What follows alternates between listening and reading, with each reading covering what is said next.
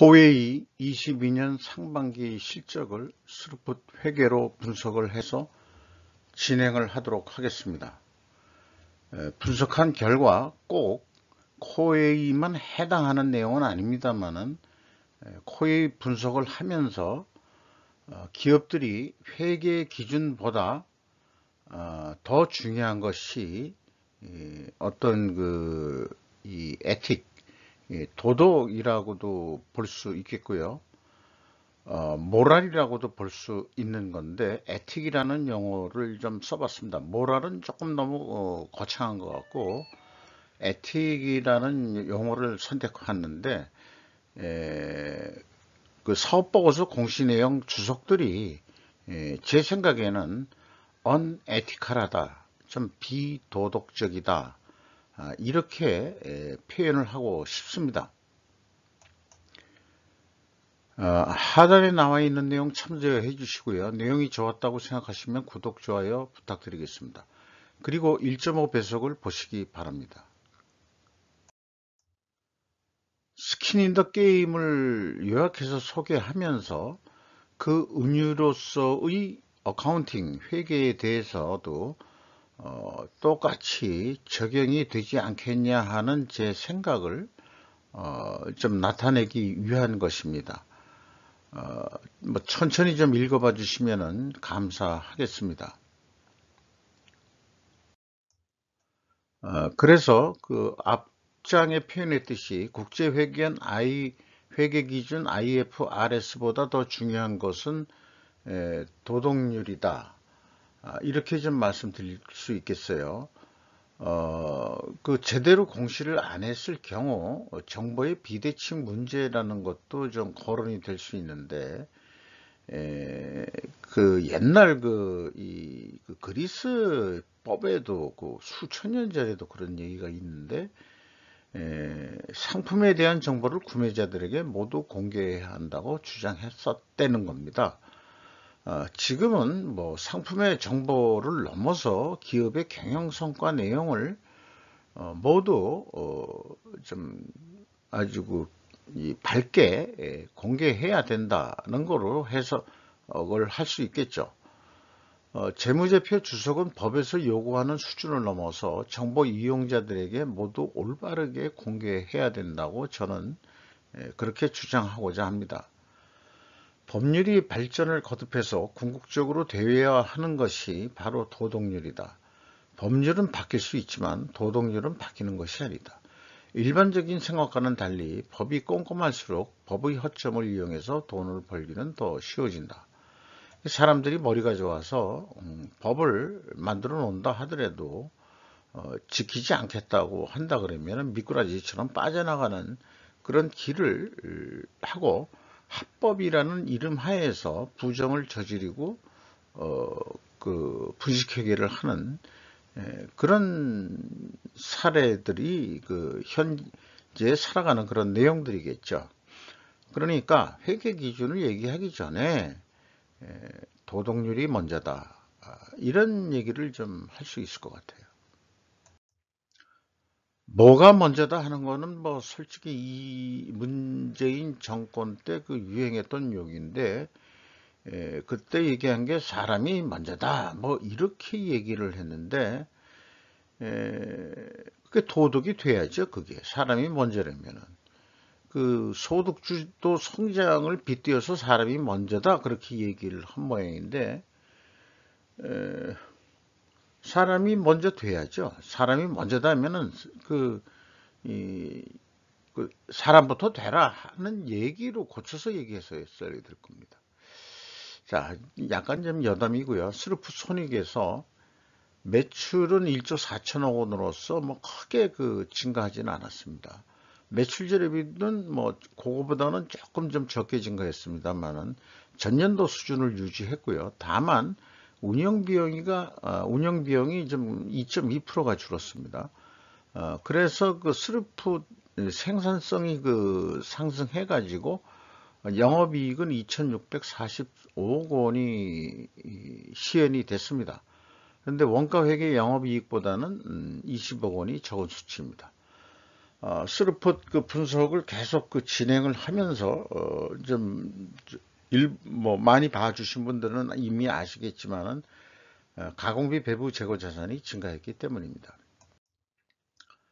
재고 자산 내역을 보면은 61억 원이 증가했습니다. 그래서 앞서 얘기한 이런 내용에서 여기에 제가 화폐 단위로 표시를 안 했는데요. 요거는 이제 제가 계산한 거니까 화폐 단위로 그 표현을 된 거고요.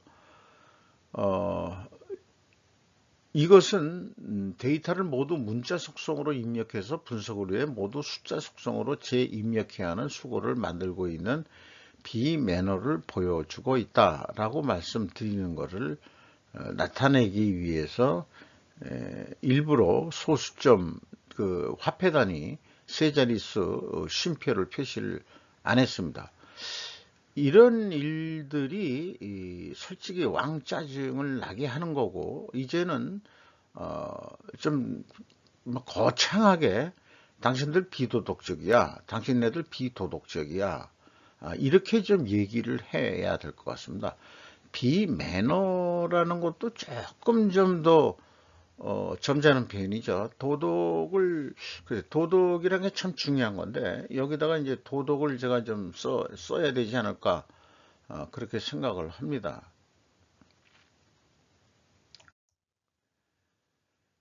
비용의 성격적 분류 내용도 상반기 거는 공시를 안 했습니다.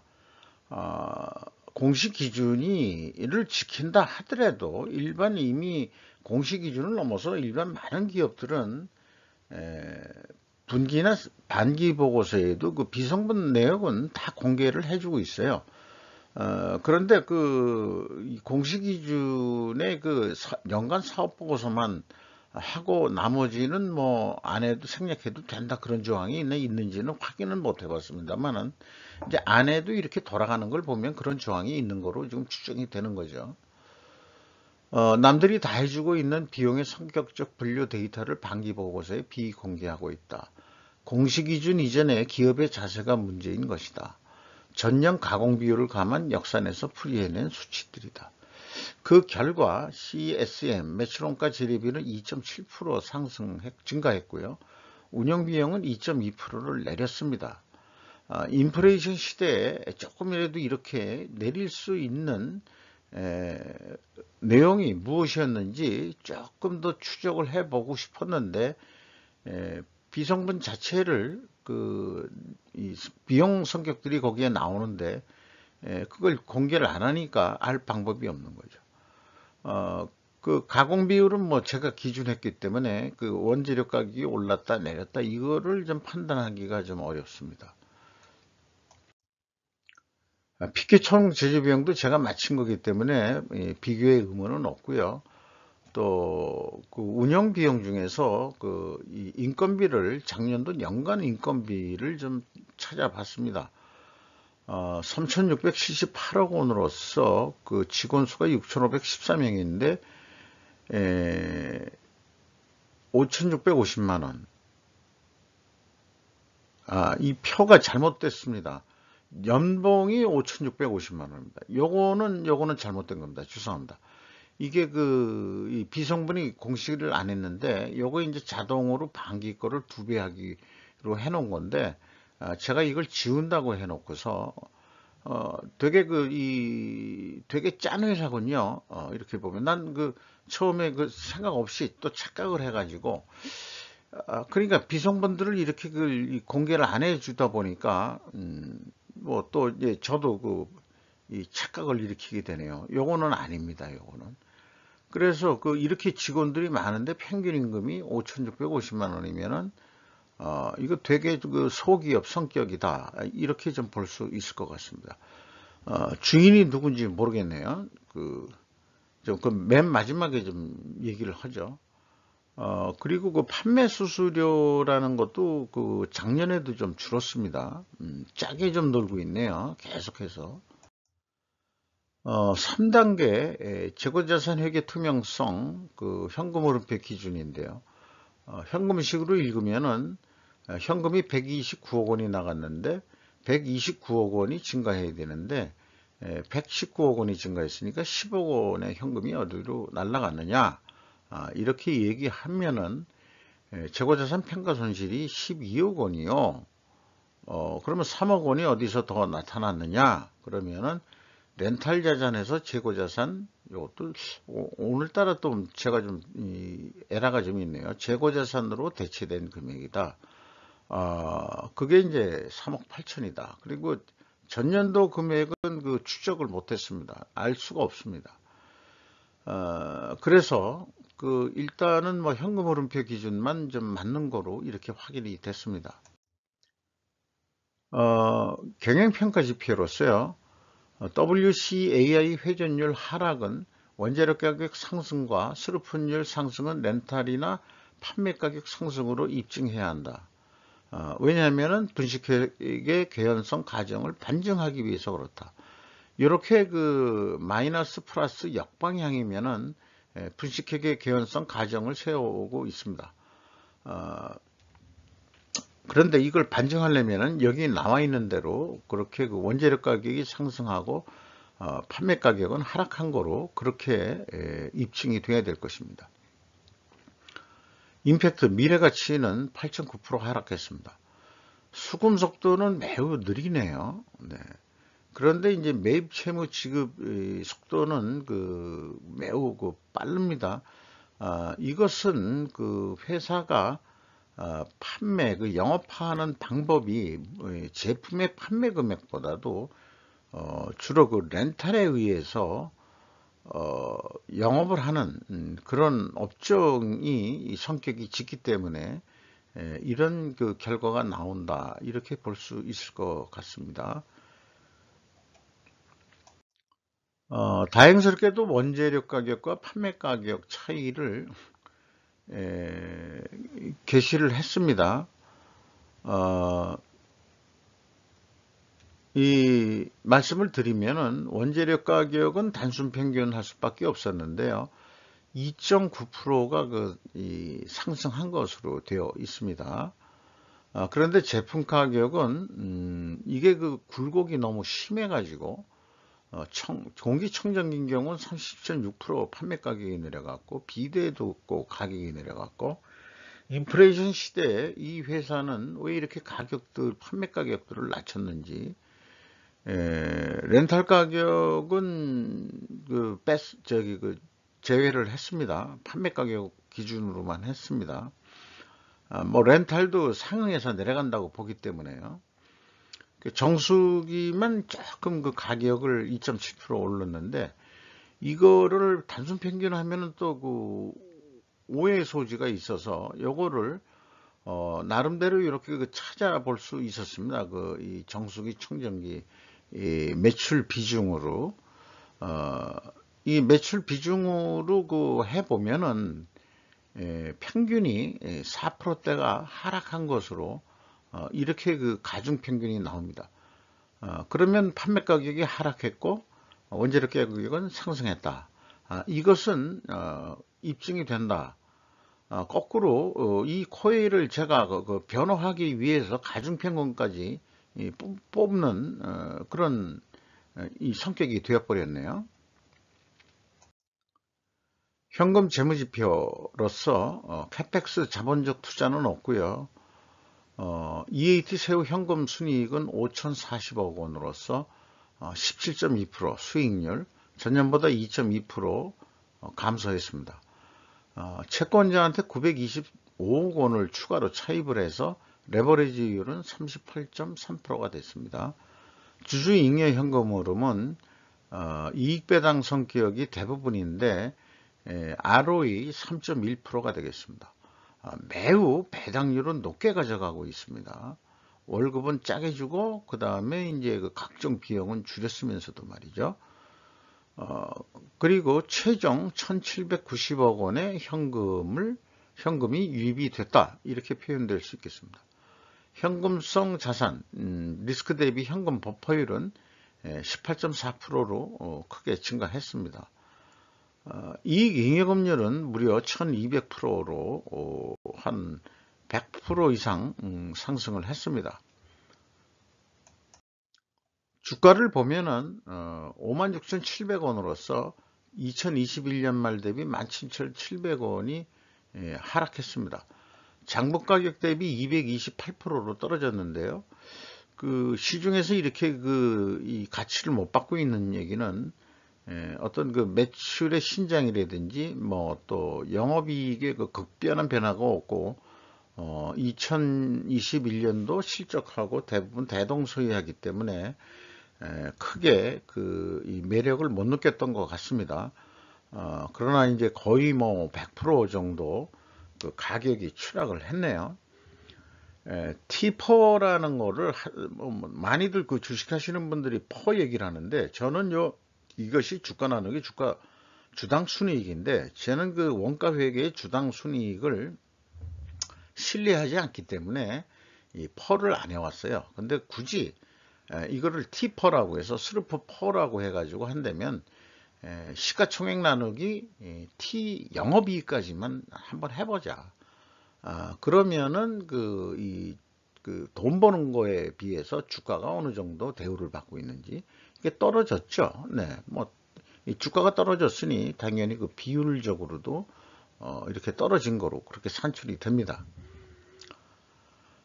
그리고 자기 취득이라고 표현했는데, 이게 마이너스로 이제 제가 산출을 했으면 이제 오히려 그 자기 주식을 처분한 거죠. 가격이 57,223원 평균 이 처분 가격이 되겠습니다. 이런 작업들은 또 왜 하는지 모르겠어요. 그 자기 주식 취득이면은 이 경영권 보호라든지 아니면은 그 주가 유지를 위해서 그러지만, 또 처분을 했다는 얘기는 조금이라도 이게 올려보려고 했던 건지 뭐 그거는 잘 모르겠습니다. 주주를 보면은 넷마블 게임하는 그 회사죠. 25.08%.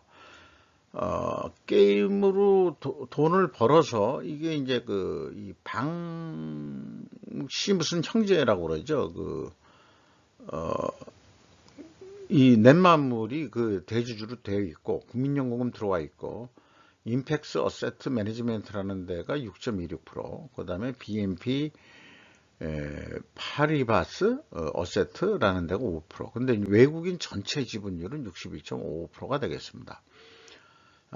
그러니까 어떻게 그 외국인이 경영 간섭을 한다 그러면은 경영권의 영향을 받고 있다. 당연히 이렇게 생각할 수 있는데, 삼성전자가 50%가 넘는데 코웨이는 이미 생각하면은 한국 게 아니다 이렇게 볼 수도 있을 것 같아요. 그러니까 이익 배당률이 그렇게 높을 수밖에 없는 거죠. 돈 벌어서 이익 잉여금률이 1200%나 가지고 있는데 이익 배당 좀 더 해라 이렇게 요구를 했겠죠. 근데 그런 기업이 월급도 짜게 주는 그 기업이고 또 그런 게 또 마음에 안 듭니다. 원가 회계로 연간 매출액을 예상하면은 2조 8천억 원 정도 예상이 됩니다. 재고가 7% 증가한다고 봤을 때요. 그래서 조금 더 노력하면은 한 5,400억 정도 영업이익이 나지 않을까 이렇게 예상이 됩니다. 스루프 쪽으로 봐서 스루프도 그 제한 가격을 이렇게 2조 8천억 원으로 낼 수 있는데, 2조 8천억으로 하면은 이것도 한 5천억 정도 이익이 나는 거로 이렇게 예상이 될 수 있겠습니다. 조금 더 욕심을 내보자 그런다면은 그 재고 회전율이 매우 높은 기업인데, 괜찮은 기업인데 12.5회전까지만 2.6%만 좀 증분을 해보자. 그러면은 한 2조 9조 원 매출을 일으켜 가지고 한 거의 6천억 정도 그 영업이익을 낼 수 있을 것 같다. 그러니까 재고 회전율이 이렇게 2.6%만 올려도 크게 영업이익은 향상이 된다는 점을 강조드리면서 마치도록 하겠습니다. 코웨이가 조금 더 모랄적으로 도덕적으로 조금 더 공시하는 데 있어서 어떤 자세나 태도가 소비자를 좀 염두에 둔 그런 기업이 되기를 바라면서 마치겠습니다. 네, 감사합니다.